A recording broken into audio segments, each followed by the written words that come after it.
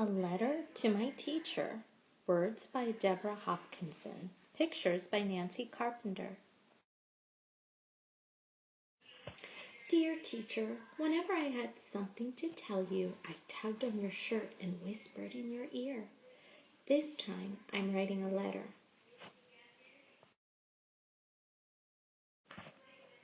I hope you remember me.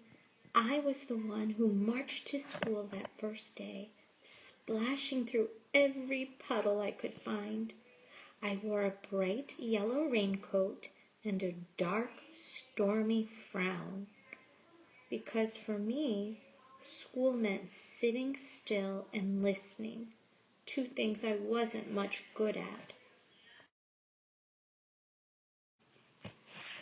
I stood there ornery and dripping, just sure I'd get in trouble. But instead, you grinned at me. Good morning! Look at you standing there like Mary Kingsley, just back from canoeing up the Ogwa River. Who? I said. Where? Mary Kingsley, the fearless explorer, you explained. Someday we'll read about her, and crocodiles. Now get them up. Crocodiles. After taking attendance, you made a big announcement. Welcome! This year we'll be planting the first ever second grade garden. It will be our great experiment. Yay! We get to dig in the mud, I shouted. True, but first we read about plants, you said.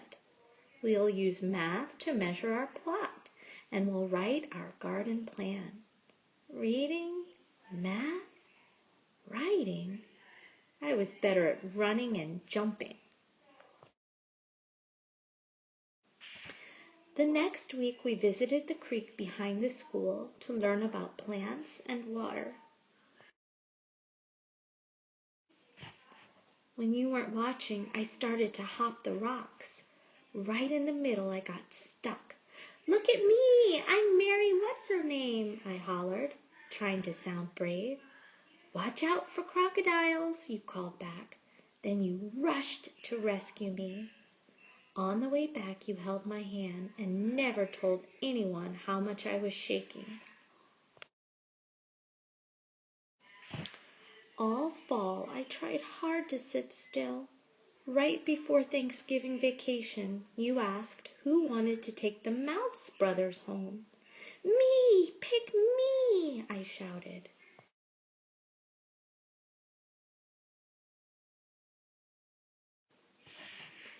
But while I was busy eating turkey, my cat, Lucy, ate one brother. I bought a replacement mouse, except I just couldn't tell you. One day, when we were cleaning their cage, you called me over to your desk and told me that we might have to change the brothers' names to Ma and Pa Mouse.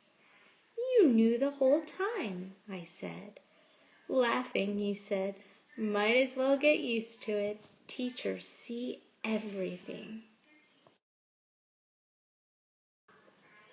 When winter came, the reading corner became our secret garden of stories. On Friday afternoons, we all curled up in a heap to listen, just like our new litter of mice. I loved it when you read to us and always begged for more, but I hated being called on to read out loud. I kept tripping over words. Once, right before my turn, I yelled, "Raise your hand if you want to go home." Another time I clutched my throat and croaked. Uh-oh, I lost my voice. Nothing fooled you, though. You called me to your desk and asked, when we make our garden, do you think the seeds will grow right away? No, I said. Everyone knows they need time and sun and water.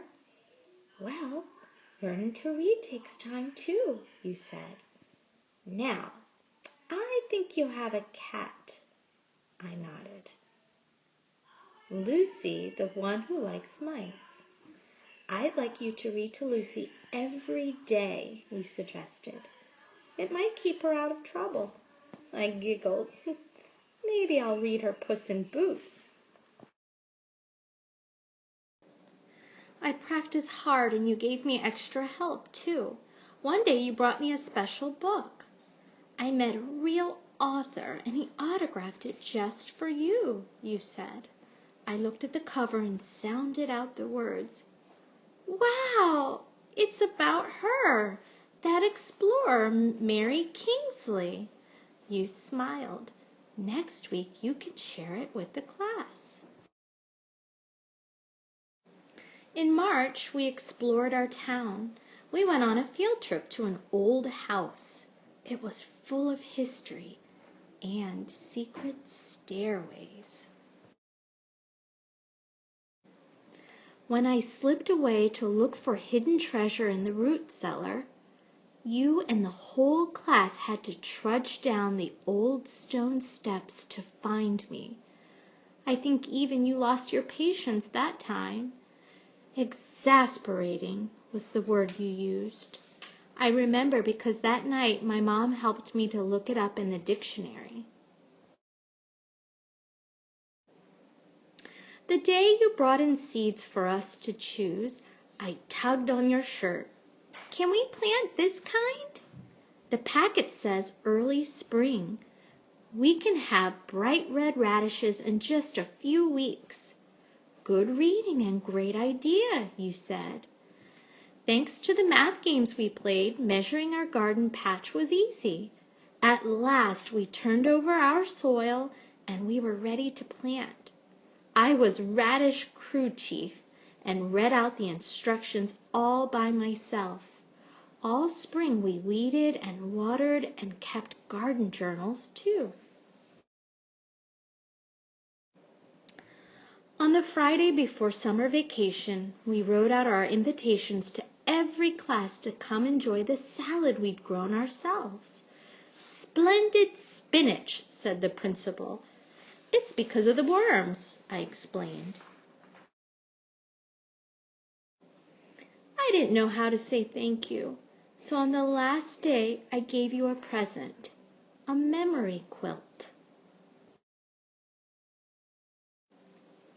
I'd measured squares on paper and made the story of our year in each one.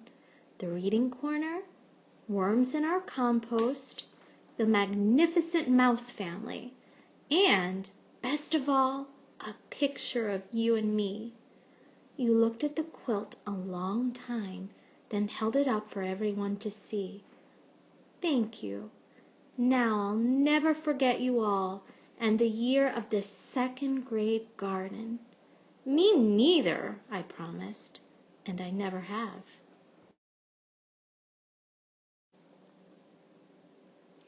For a long time now, I've been wanting to write to tell you that even though I didn't always listen, and I know I was exasperating, second grade really was the best year ever. So I guess you won't be too surprised to hear that I still like to stomp through creeks, dig in the garden, and even read out loud to my cat. Most of all, I want to tell you that I'm about to start my first job. And tomorrow morning, when I go to work, I'll think about everything you helped me explore and try my best to be like you. Thank you for being my teacher, your student.